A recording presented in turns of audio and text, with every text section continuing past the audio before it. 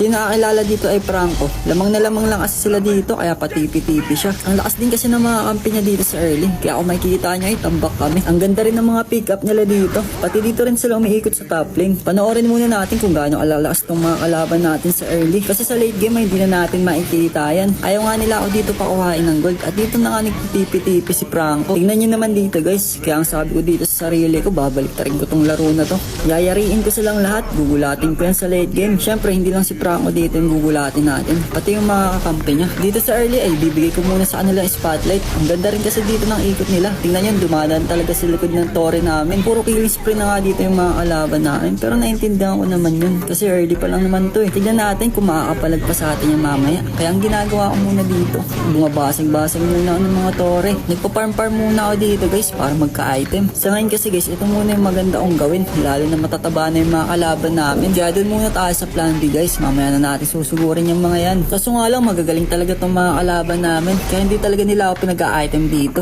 Tignan nyo naman gagawin nila sa akin dito. Aapatin nila ako lang mag-isa. Kahit saan talaga ay sinusundan ako na itong mga to. Ayaw talaga na itong pag-item. Pero tingnan natin kung hanggang saan tatagal niya mga yan. Lahat talaga ng mga kalaban namin dito sa laro na to ay tumaba. Kaya nga mega kill na dito yung MM nila. Medyo masakit na sa tenga yung mga kalaban namin dito. Kasi puro mega kill, killing spree na lang yung naririnig ko sa kanila. Pero ewan ko, nasanay na lang talaga ako. Kasi sa late game naman, kayang-kaya ko naman kasi yung mga yan. Kaya nga hindi ko na rin sinisisi dito yung mga kampi ko kung mapataba man nila yung mga kalaban namin. Kasi pag inabutan dito ng power spike ni Moskov yung mga kalaban, nako yari na to sa akin. Hindi na to makakatakbo pa at makakabawi. Sa ngayon kasi, hinayaan ko na muna sila mag-enjoy. Mag-enjoy na muna sila na mag-enjoy dyan sa kill. Ang kailangan ko lang munang gawin dito ay magpa-item muna at magpataba. Pero dito sa part ito guys, pwede na ako pumalag kasi may damage na ako. Napitas ko na rin dito yung mage ng kalaban namin. Ay nga yung una kong kill. Dito pa nga lang ako sa part na to bumawi. Napapatakbo na lang yung mga kalaban namin dito. Pwede ba naman kasi guys, tingnan naman yung damage ko dito. Kahit nga si Franco guys, napilitan niya pindutin dito yung frozen niya. Kasi mapipitas ko siya eh. Kaya ko na sila lahat dito. Kaya nga sinubukan ko na pumasok dito sa base nila. Alam mo kasi na kaya ko na ubusin yung mga yan kahit ako lang mag-isa. Dito pa lang sa part na to guys, alam ko nang panalo kami. Kasi nakompleto na dito yung item eh. Pag nakompleto mo kasi yung item kay Moskov, ay lamang na agad kayo. Ang pinakakailangan mo lang kasi dito ay sobrang habang pasensya. Huwag kang susugod na susugod agad, mayayari ka. Sobrang hirap patabay ni Moskov guys, lalo na sa early. Wala pang damage talaga yan. Sabay sobrang lambot pa. Pag nag-stun lang kayo, ay pitas na agad kayo. Kaso nga lang dito sa part na tayo, nagka-item na ako. Kaya kung makikita nyo, hindi ko na tinatakbuhan yung mga kalaban namin. Sinusugod ko lang sila ng sinusugod. Ang kala kasi na itong mga to, ay kakayanin pa ako dito sa late game. Hindi nila alam na may item na ako. Kaya nga nakamaniac pa ako dito bago matapos yung laro. Napitas nila ako dito. Kaso nga lang, huli na yung lahat. Tapos na yung laban. Itag nyo na lang dito sa Franco.